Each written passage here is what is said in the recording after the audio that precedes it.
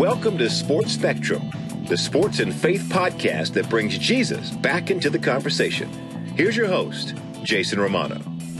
Welcome to Sports Spectrum. I am Jason Romano. Really excited about our guest, Mark Batterson, the lead pastor of National Community Church in Washington, D.C., also the author of a bunch of books that we're going to talk about. Great conversation with Pastor Mark. But before we get to that interview, I want to tell you again about Express Feedback for Good. We got just a couple days left here for you to get involved simply by leaving feedback on products that you care about.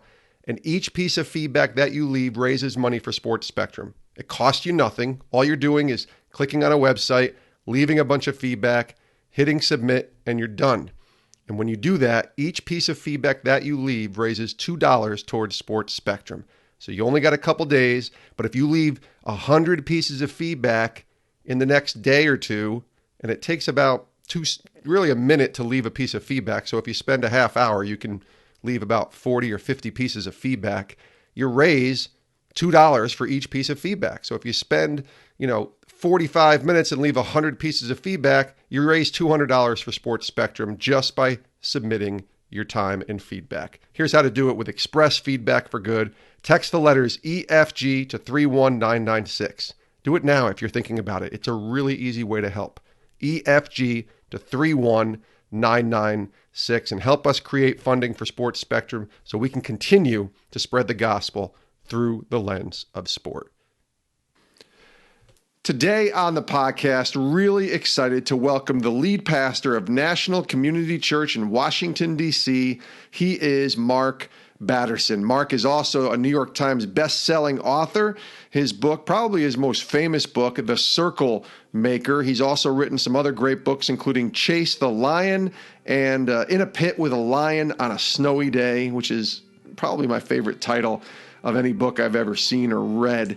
And his newest book, Mark has a brand new book out called Double Blessing, How to Get It, How to Give It. And that released October 15th. This was a treat to talk sports, to talk faith, to talk the word blessing with Mark Batterson, the lead pastor of National Community Church in Washington, D.C. Take a listen to our conversation with Mark Batterson here on Sports Spectrum's podcast.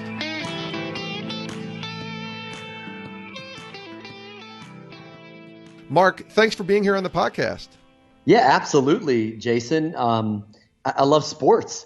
So are you kidding me? This is a blast. Well, that's good. I want to talk about your book first, and then I want to talk some sports with you. But this book, Double Blessing, it released October 15th. We're taping this a week before the release. We're airing it a little bit after the release. And we hear that word a lot. I'm blessed. It's a blessing. Christians and non-Christians really are using that word.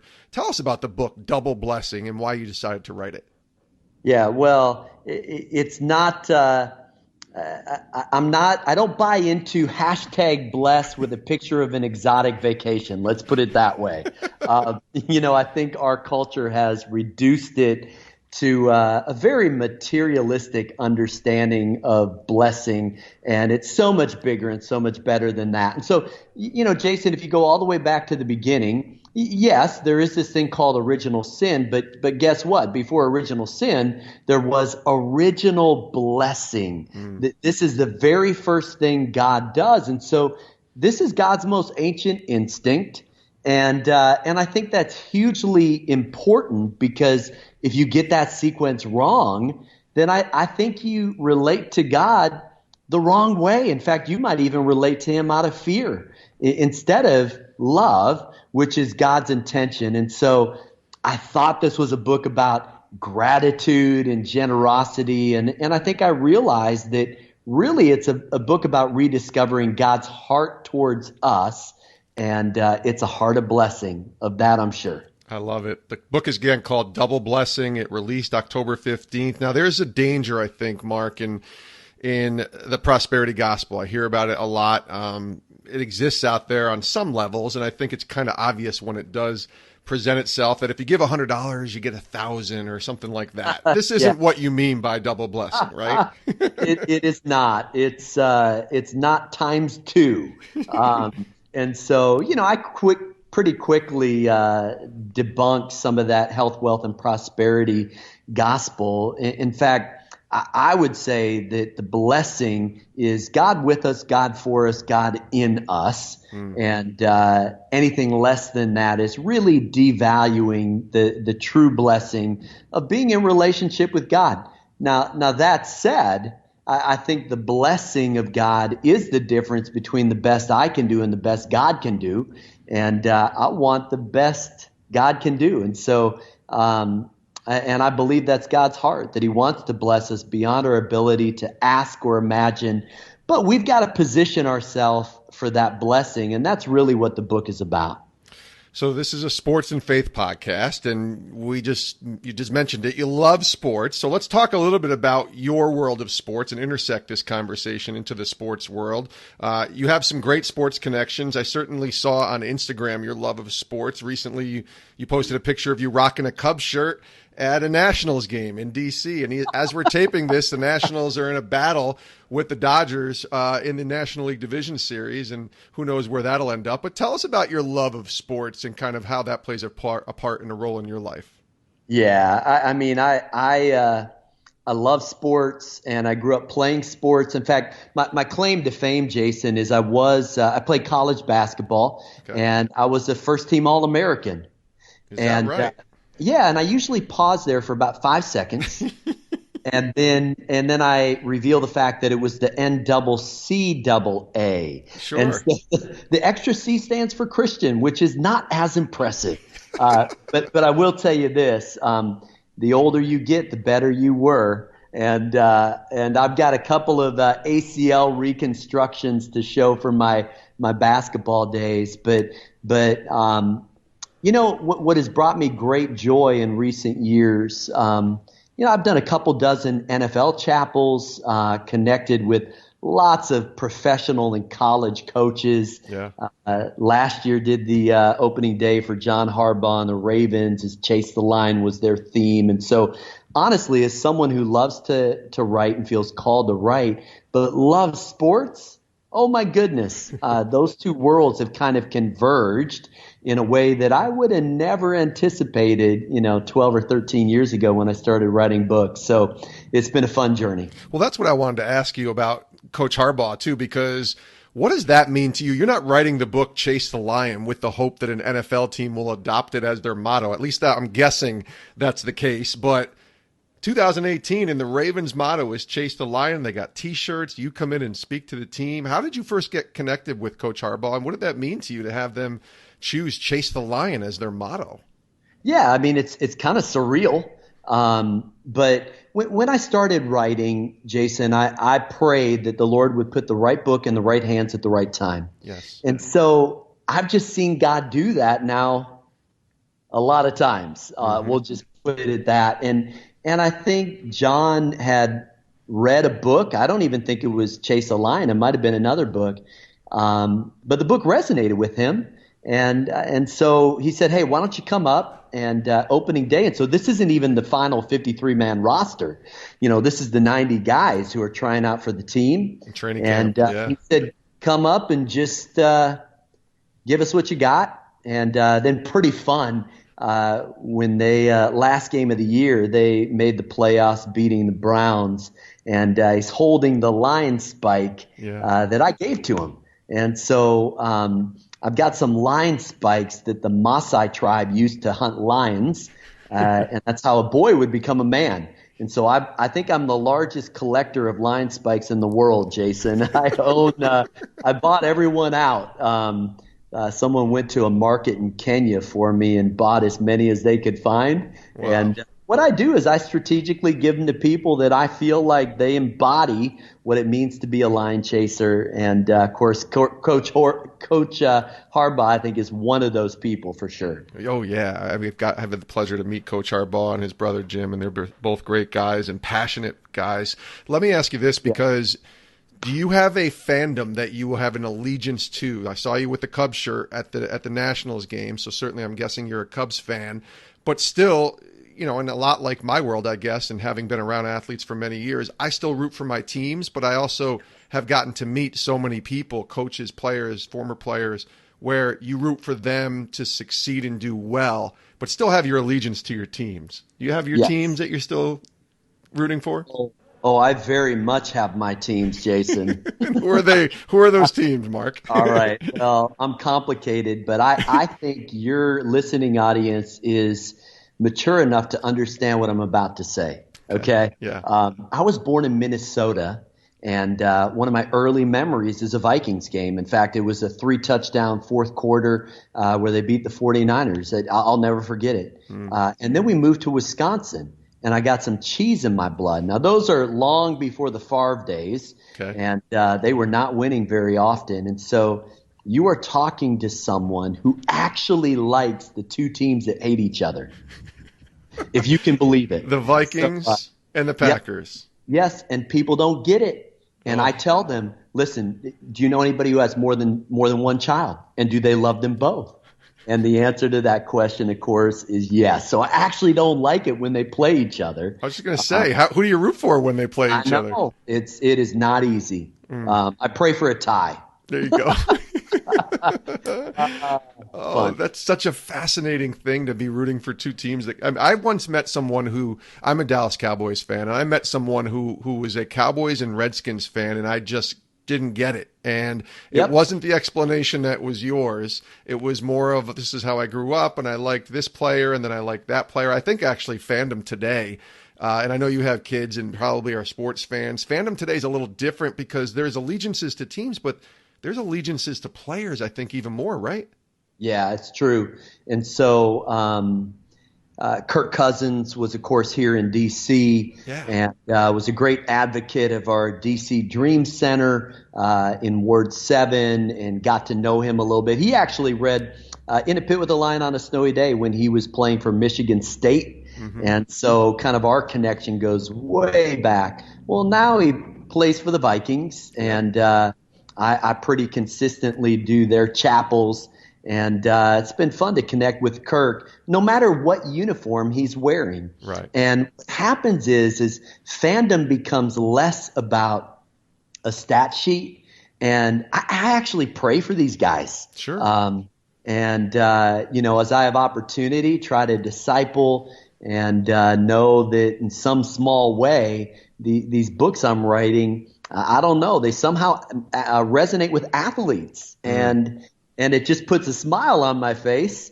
And it's a fun group of people to be able to have some impact with, because really athletes and entertainers stand on the biggest platforms in our culture. And of course, many of them are so young, and we forget that. And but it's a fun thing to be able to connect with people beyond the uniform that they wear. Have you had, maybe Kirk and John Harbaugh are two good examples, but have you had one where somebody connected with you or contacted you and you found out that they read your book and you were like, that guy read my book? I know we're not supposed to be in awe of the different people, whether it's athletes or entertainers, but there's still something about connecting and having someone read your book that maybe you just didn't expect. Oh, I never cease to be amazed.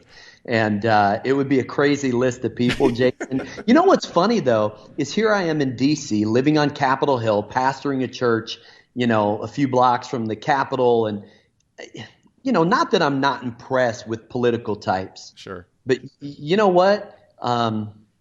Sit me at a table with a professional athlete. That's who I really want to hang out with. So I would say John and Kirk rank right up there, but just fun relationships over the years. So I meet Buzz Williams when he's coaching at Marquette, and then he makes the move to Virginia Tech and now has made another move. Well, I've done chapels and kind of connected with his teams, and it's about that relationship. And you realize that it's bigger than the win and loss column, that, coaches, I think, are uniquely positioned to disciple young men and women in a way that perhaps has more influence than even teachers, even pastors.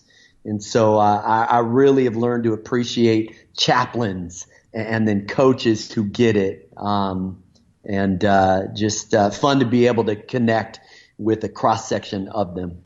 We'll get back to our conversation with Mark Batterson in just a moment, but for one last time, want to tell you about Express Feedback for Good, a last chance for you to be a part of something big in helping us raise funds at Sports Spectrum, and it costs you absolutely nothing. We're partnering with Express Feedback for Good on an initiative to generate up to $50,000 for Sports Spectrum, and they are a platform for individuals to support organizations that they care about. It's quick. It's easy to share an opinion about a brand that's relevant to you. When you give that opinion, it creates funding for us at Sports Spectrum. It takes literally a minute. It costs you nothing, and your information is kept confidential. We promise you that. Here's the way to do it. Go to the website, sportspectrum.com. You can sign up there, or simply text the letters EFG to 31996. EFG to 31996. Giving a simple piece of feedback takes about a minute and contributes up to $2 toward our $50,000 goal. I hope you'll consider joining us here at Express Feedback for Good and Sports Spectrum, and together we can bring real impact to our ministry and expand our ability to share the gospel through the lens of sports. Let's get back to our conversation with Mark Batterson here on Sports Spectrum's podcast.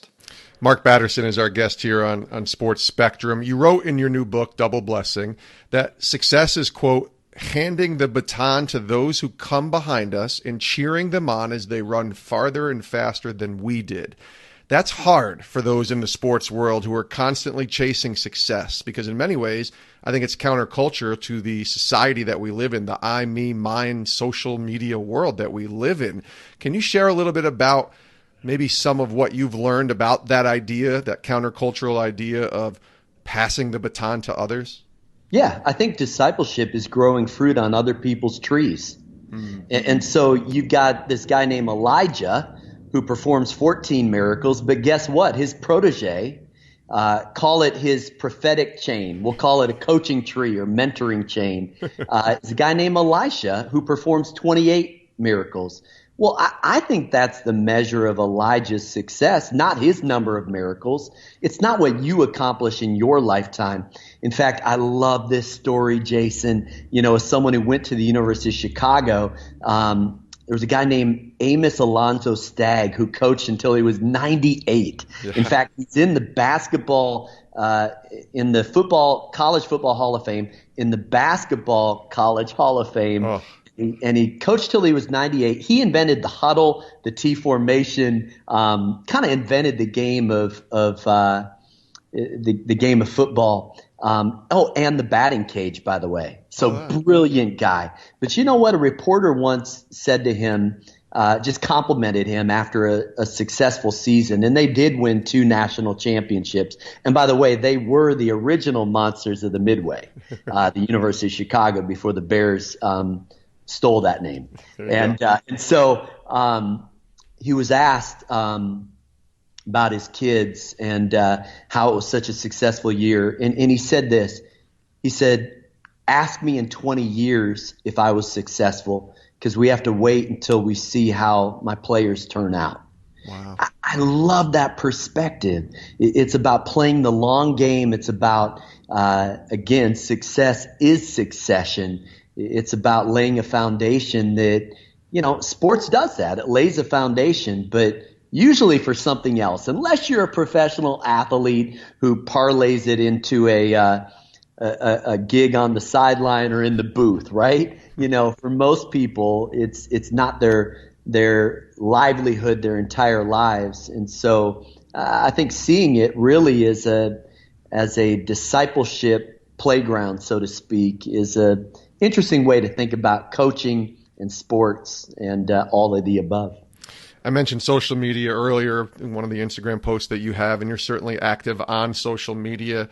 So this will be unique for you, I think, to answer and talk about, because I'm curious of your thoughts on coaches, athletes, even the athletic director. What do you think is, you know, let's talk about those that are believers, right? Those that love God, they're ingrained into this athletic world. What do you think their responsibility is to be open about their faith on a place like social media?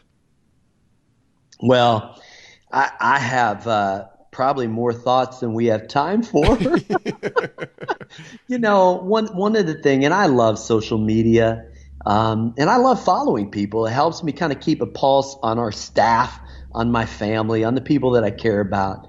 The problem is that we live in a culture that, number one, thinks that if you've tweeted about something, you've actually done something about it. Right. I don't buy that. I don't think that that's how we make a difference. And too often it turns so negative. And so, a player has a bad game. Wow, the social media world comes crashing on them. Oh, yeah. And it is a burden to bear.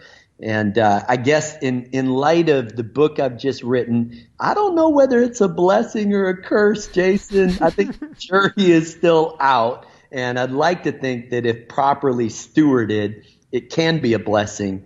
But I think in too many instances, it's an easy way to throw stones at other people and then hide behind your handle. Yeah, and that's such a great way to put it, because I remember when social media first came out, and just the sort of idea of connecting with someone, especially on Facebook. Oh, I get to connect with somebody from high school I haven't seen in 20 years. That's kind of neat. And now you're connected directly to these people that you watch, that you listen to, that you read every single day, even pastors and people like that. So there is dangers in the idea of being on social media a lot. How do you kind of steward that for yourself? What does that look like, having a sort of healthy dose of social media? Well, I mean, I do limit the number of people that I follow so that it's not this overwhelming, I can never catch up. So I follow probably a lot fewer people than most people do. And then if I'm being honest, I Instagram for me. Right. I just let other people kind of get a sneak peek into my life. But what I do at the end of the year is I go back through my Instagram account, and ironically, it's one way for me to count my blessings. It's one way for me to keep a gratitude journal, and a picture's worth 1,000 words. So what I'm doing is really chronicling my own life and the things I'm grateful for. And hopefully it's not me trying to present myself, hashtag blessed, here's a picture of an exotic vacation and expensive car, right? It is certainly not that. But for me, it's just a way to capture thoughts and capture moments and share that with those who actually care about me and care to listen. And yes, I have, let's just say, blocked a few people here and there. I think that's healthy. That keeps your soul at rest sometimes, right, Mark? Mark Batterson is our guest here on Sports Spectrum. Last couple questions here. A few minutes left with Mark on the podcast. You've been pastoring National Community Church in Washington, D.C. for 19 years now, almost 20 years, and the church has thrived. It's grown to really more than just a church. You talked about the Dream Center. When you started this thing 20 years ago, did you ever envision the impact that it would make? I mean, investing almost $20 million into kingdom causes, that's truly living a life of servanthood. Did you ever envision that this would be what it's become? No. Okay. I think the truth, Jason, is that we overestimate what we can do in a year or two, but we underestimate what God can do in 10 or 20. And so I'm just someone who believes in long obedience in the same direction. You just pour your heart and soul into things that you know God has called you to. And then you let God do what God does. We plant and water, but God is the one who gives the increase. And I think we got to be humble enough to know that I'm not sure that we measure success the way that God does. And let's be very careful right there, because I think we tend to measure it by, culture, by how much money we make or how many people work for us. And, biblically speaking, I think it's about how much you give and how many people you serve. Yeah. And so I think you have to keep that mindset. And of course, that'll help keep you humble and allow God to continue to bless. But at the end of the day, if we stay humble and stay hungry, I really don't think there's anything God can't do in us or through us. The trick is staying humble and staying hungry. That's so good. Again, Mark Batterson's our guest. The book is called Double Blessing, How to Get It, How to Give It. Last question here, Mark. Really appreciate your time on the podcast. And I'm afraid to bring this up because I'm not sure if you're happy I'm going to bring it up or sad. But on November 5th, you are going to turn the big 5-0. 50 years old. So I ask this question to all of our guests because I think it'd be interesting to hear your perspective on turning 50. What are you learning from God today? What is the Lord teaching you right now, soon to be 50, almost 50-year-old Mark Batterson? What is God teaching you today? Yeah. Well, I just read this a week ago that you don't get stiff because you get old. You get old because you get stiff. In other words, That's good. I think that there is a physical age. I ran my first marathon 2 years ago. So I think you've got to keep going after goals that keep you young. And for me, actually, my 3 kids, my desire to hike the Inca Trail or hike the Grand Canyon rim to rim, or I'll do a triathlon here in a couple of weeks with my oldest son. You know what? You got to keep doing things that keep you young. And one of my goals is to live to 100. And so I guess that does mean that I'm about to hit halftime. Halftime, that's right. And you know what, Jason? No, a game is not won or lost at halftime. So I'm believing God for an amazing second half, for an incredible third quarter, that I'd come out of halftime and really do what I do in a way that would make the biggest difference possible. And so I think there are moments in life where you step back, you evaluate, and make sure that you're investing your time, talent, and treasure in the right things. And I'm in one of those seasons, but grateful to have a couple decades under my belt pastoring, and excited about what God has next. Well, I'm 46, so I hope when I turn 50 that I can embrace 50 like you are, my friend, because I don't know, that number, I should say, I dread that a little bit, hearing the number 50. I hear you. And I have another friend who said, everybody always talks about how 40 is the new 30, 70 is the new 60. I love the way he says it. No, 50 is 50. Listen, I've got some bumps and bruises, and including 6 knee surgeries from my college basketball days, but I'm not going to let that slow me down. I think you keep living life in a way that you choose adventure. Yeah. And it keeps you young. That's good. He is Mark Batterson, lead pastor of National Community Church in Washington, D.C., author of the new book, Double Blessing, on sale October 15th. Really excited for all of you to read it, get it. It's an awesome book, as all of Mark's books are. Mr. Batterson, thank you, sir. Really been an honor talking to you, and thanks for being here on the podcast. Really appreciate it. Love it. Thanks so much, Jason. Great stuff there from Mark Batterson, Double Blessing, How to Get It, How to Give It. The book is available now. And listen, if you're talking about a guy who wrote The Circle Maker, New York Times bestselling author, and certainly Chase the Lion, you probably want to get this book. And I've read through most of it. It's a really good read. I mean, it's Mark Batterson. Come on. He's awesome. And his books are just so impactful. He's also the lead pastor of National Community Church in Washington, D.C. So if you're in the D.C. area, you can check out his church down there, just doing some really great things for the Lord. And you can give him a follow. He's on Twitter. He's on Instagram, as he mentioned. Just search his name, Mark Batterson, and you will find him. Let him know that you heard his story and his journey of sports and of faith and of church and of blessings here on Sports Spectrum's podcast. Thanks so much for listening. We really do appreciate you guys. Give us a follow on Twitter, Instagram, and Facebook. If you search Sports Spectrum, you can find us there. You can also email me directly, jason@sportsspectrum.com. Would love to hear from you. Any feedback that you have,